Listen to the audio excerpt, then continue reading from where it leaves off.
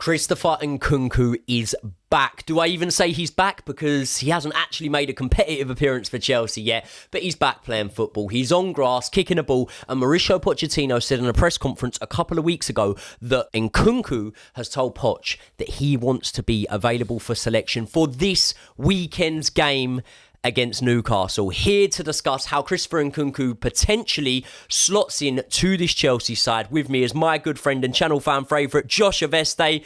Josh, how's it going, mate? Very good, very good. He's our best player, isn't he? Easily. No. Kukara. I'm going to say Chilwell. Yeah.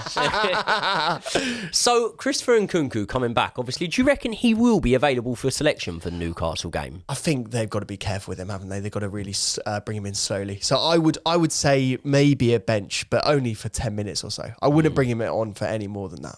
Depends how the game's going, really, though, doesn't it? Because if the game's quite comfortable, which I'm not envisioning it will be, I think it's always going to be a tight affair between us and Newcastle, but if the game is quite comfortable, you could maybe see him get like 15 minutes potentially.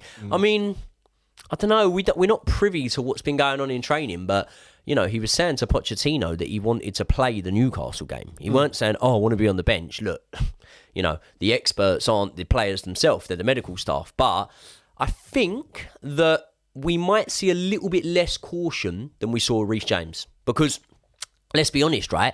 Reece James has been fit and available for probably coming up about 7 weeks now, right? I was going to say 6, yeah. So 7 weeks.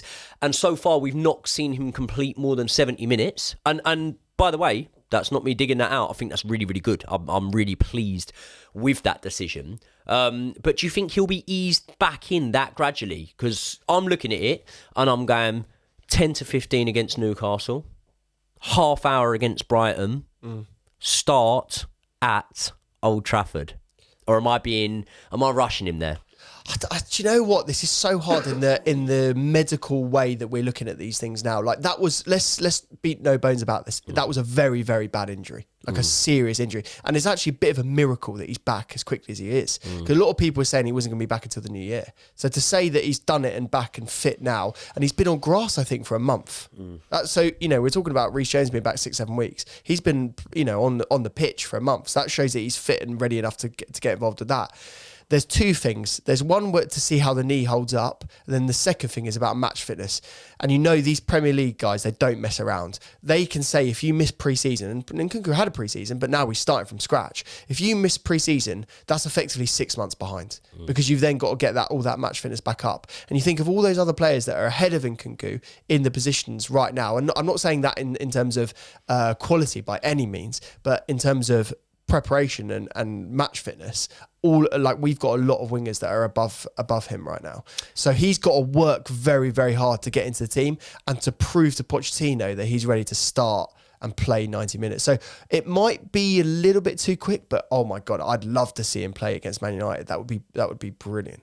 Well, you mentioned us having wingers that are ahead of Nkunku there. A lot of people are anticipating that he isn't going to come in and play for us as a winger. And I think that with the somewhat up and down form of Jackson, although the numbers are reflecting positively on his performances so far, a lot of people are thinking that Nkunku could come in and play that number 9 position for us. We have seen Nkunku play a number 9 position.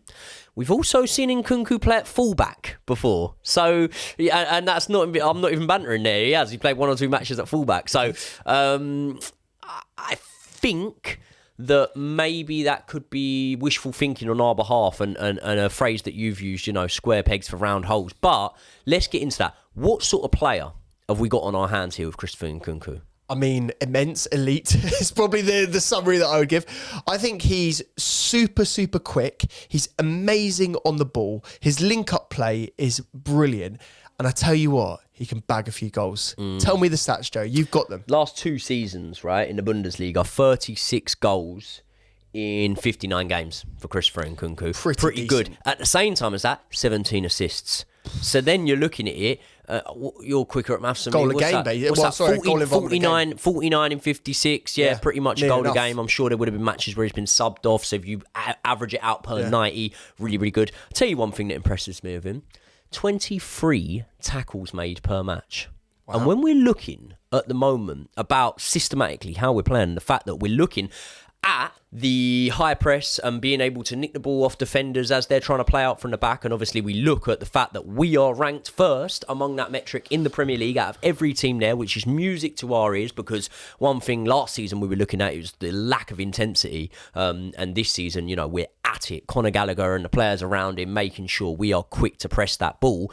If Christopher Nkunku can do that, I think he can slot in very well to this lineup. Here's my caution to the whole Nkunku coming in and playing number 9. Kai Havertz, probably off the top of my head, and I don't know this, boasted similar sort of stats, similar numbers in the Bundesliga. Came in, we stuck him at number 9 because we had somewhat of a gap there in that number 9 position. And it just didn't really work for him, did it? Timo Werner, we put him in thinking he was going to be a prolific goal scorer for us, as he had looked to be for RB Leipzig in the past. And again, it didn't really work for him, did it? So are we at risk here with Christopher Nkunku of trying to bring him in and trying to have him play that position, and ultimately it doesn't really work for him as we've seen in sort of years gone by? Yeah, we've got to be a bit careful. I remember Leipzig, he was playing more as a sort of like a traditional number 10 in the fact of he'd play with a big man as well, like a big number 9. And they play a sort of a 2 forward system, like almost like back in the day, the 4-4-2 system. And that's why he got so many goals, because it would be knocked down. He'd then he'd score, you know, that sort of second ball. He's very good at that, but I agree with you. We do need to be cautionary there. And that's why I always talk about him as a winger or a number 10.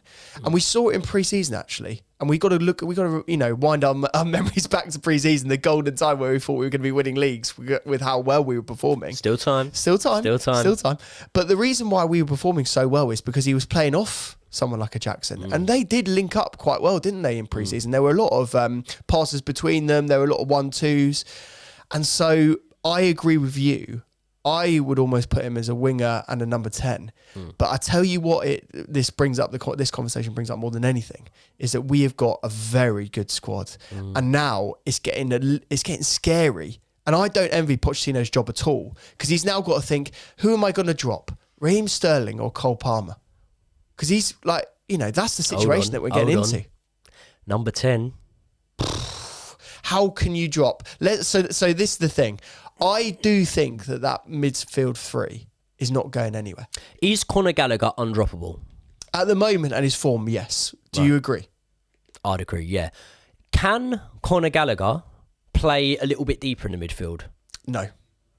He can't. No chance of that at all. Because obviously we saw on the opening day him playing the pivot against Liverpool. I don't like him in that position at all. No? I thought he was pretty good against Liverpool though. Yeah, he was good, but it worries me long term. I just don't think you're getting the best out of Conor Gallagher.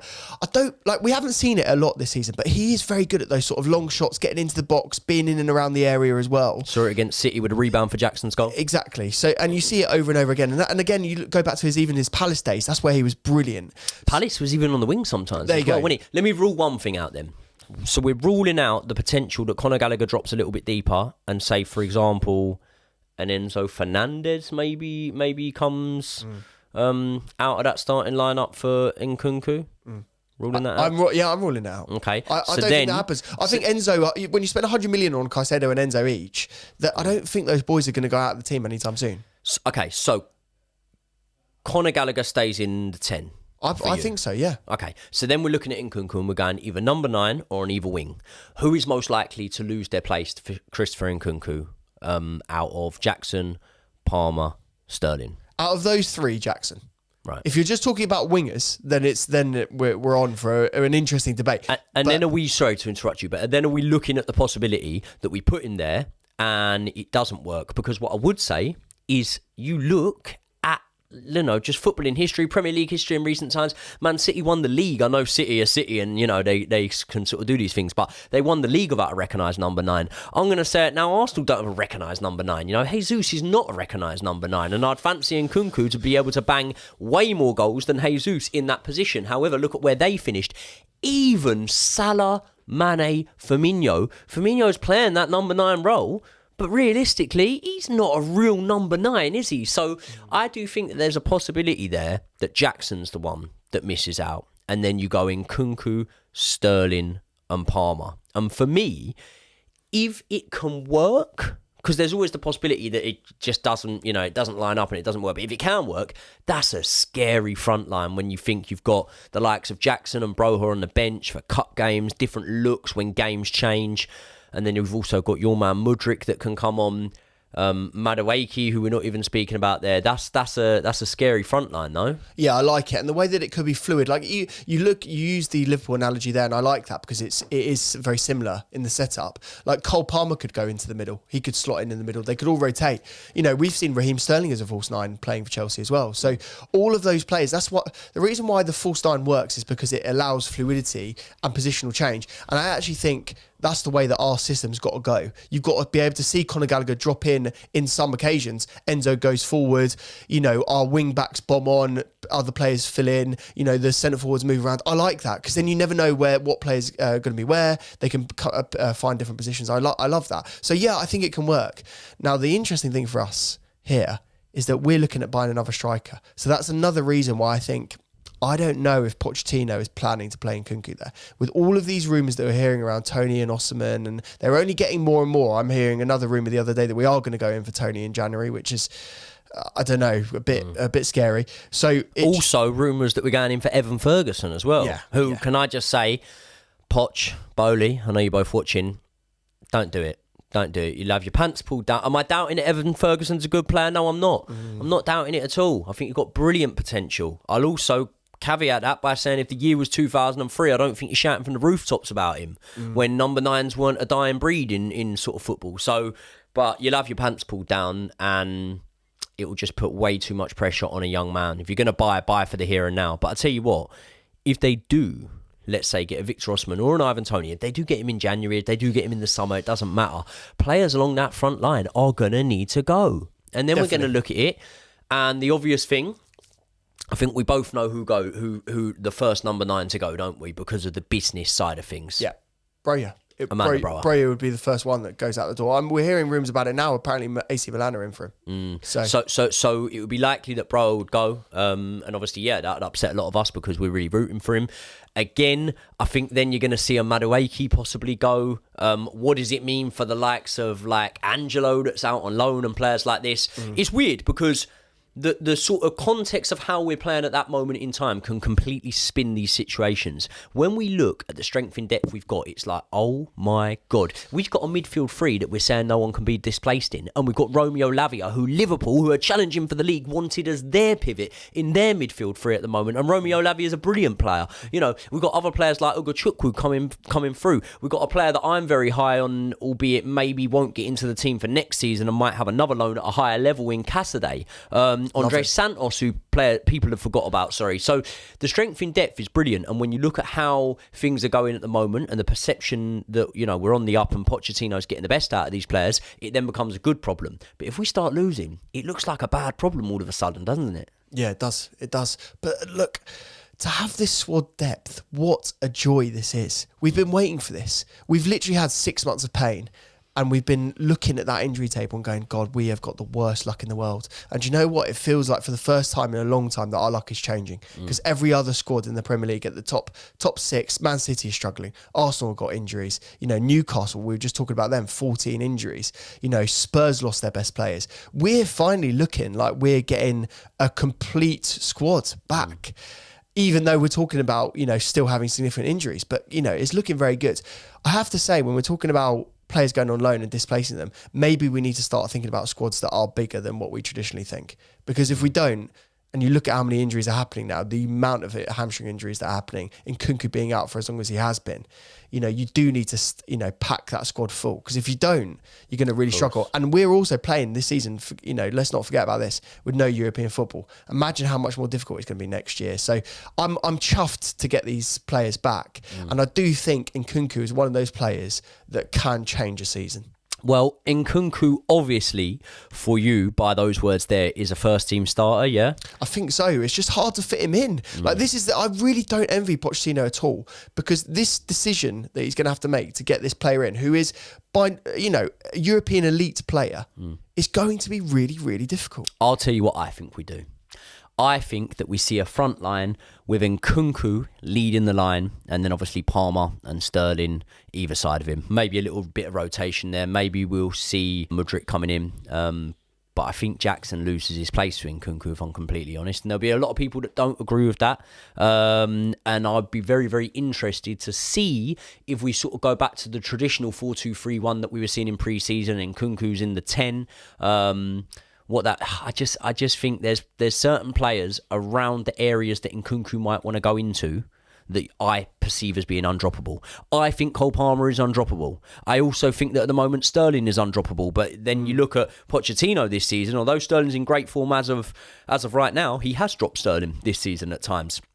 Palmer, since he's come in, has played every single match. I think he's undroppable. Conor Gallagher, for me, is absolutely undroppable. We said it before, give him the keys to Stamford Bridge. So for that reason, if I'm looking all throughout that area there, the only man that I go, yeah, you could be droppable. It's not me saying he deserves to be, but you could be droppable, is Jackson. I think that's the most obvious choice. Would you agree with that? Is it Jackson for you who will lose his place inevitably to Nkunku? For me, I'm looking at all the players you've just named individually, one by one, and I'm saying who is the best quality player.